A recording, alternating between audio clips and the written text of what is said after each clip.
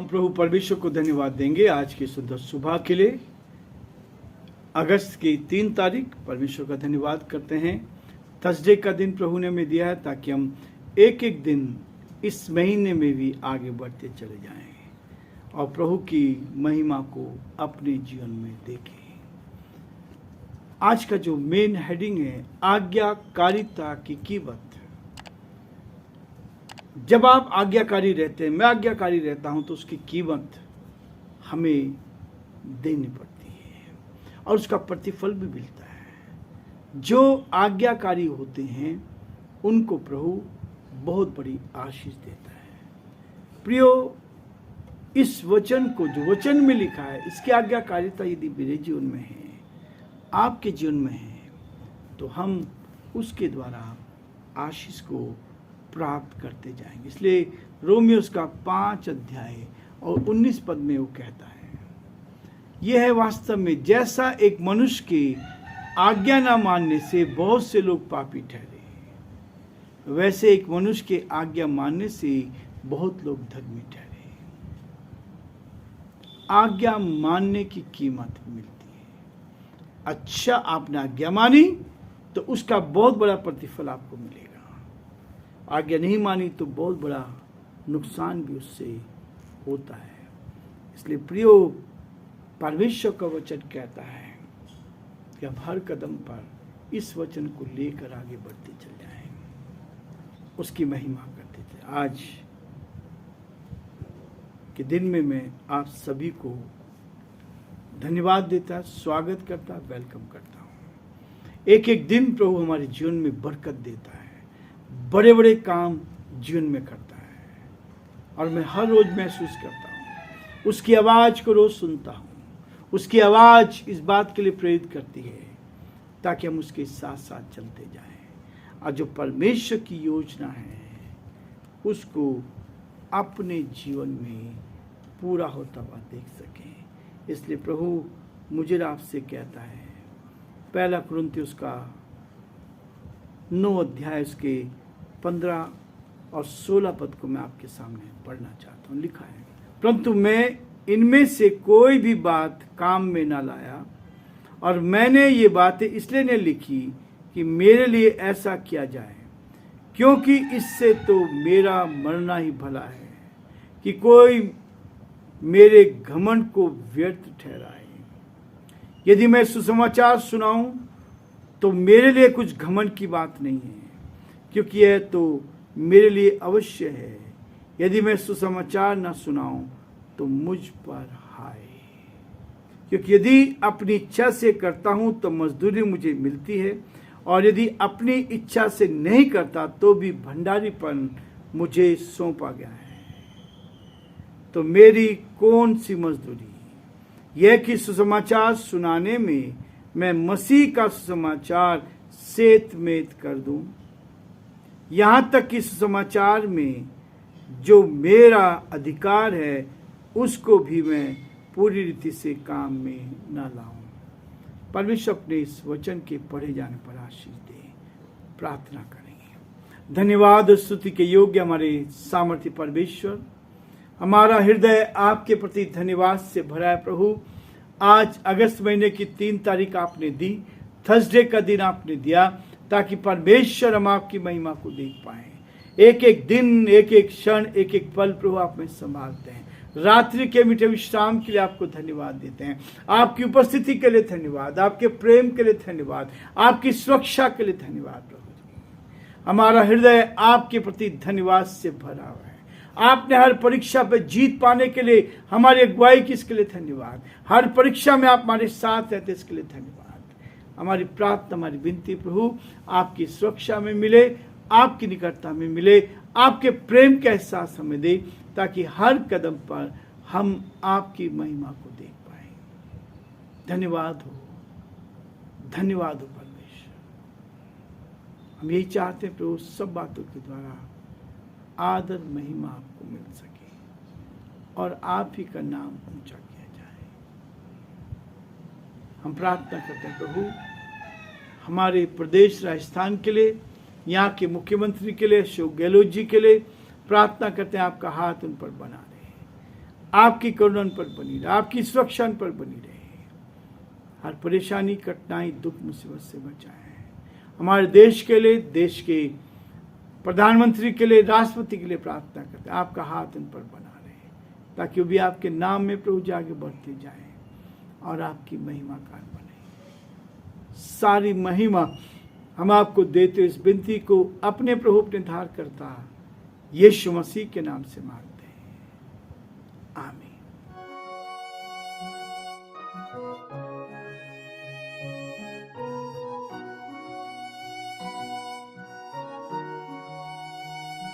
कलवरी के पास खड़ा हो, खून की धारा देखता जा,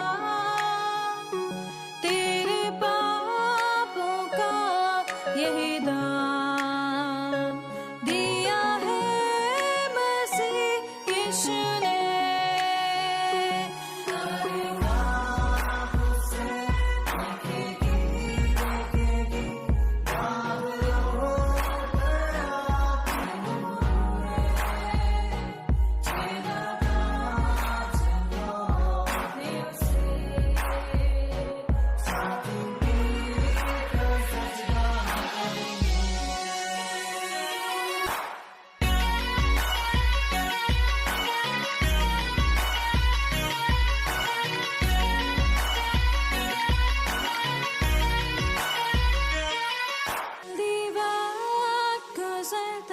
चाहता है, रात अंधेरी आती है,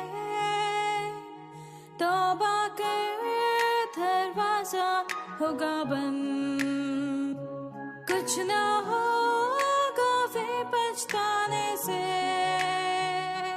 तौबा कर दरवाजा होगा बंद, कुछ ना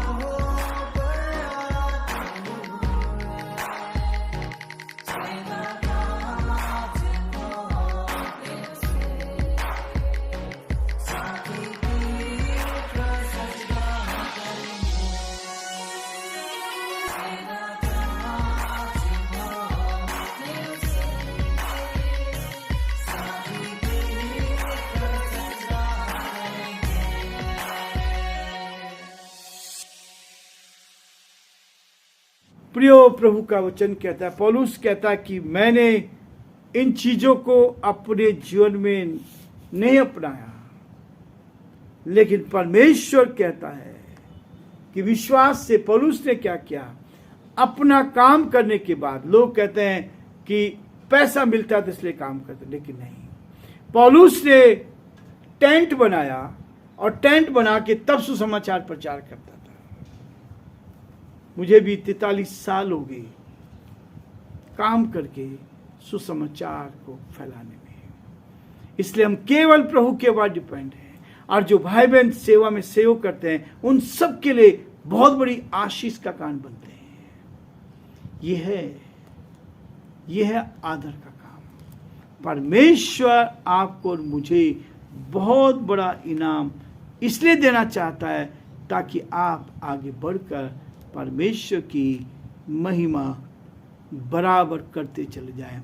जब आप परमेश्वर की महिमा करते हैं, आज्ञाकारिता को मानते हैं, तो परमेश्वर आपको आशीष देता है। 15 पद में कहता है, परंतु मैं इनमें से कोई भी बात काम में ना लाया, और मैंने ये बातें इसलिए नहीं लिखी कि मेरे लिए ऐसा किया जाए।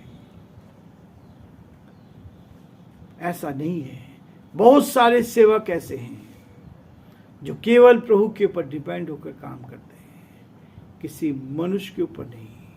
मनुष्य को भी परमेश्वर ही गाइड करता है, मनुष्य को भी परमेश्वर ही उसके अंदर डालता कि वहां भेजना है। मैं आपको बताऊं, परमेश्वर अपने तरीके से काम करता है। जब आप प्रभु के साथ रहोगे तो वो कहां से किससे बात करेगा और आप तक आशीष देगा। एलिया के बारे में हम जानते हैं। एलिया भी हमारे समान सुख दुख भोगी मनुष्य था, लेकिन उसने प्रार्थना की बारिश बंद हो जाए, तो बारिश बंद हुई। और उसे 3.5 साल के बाद कहा बारिश हो, तो फिर बारिश हुई।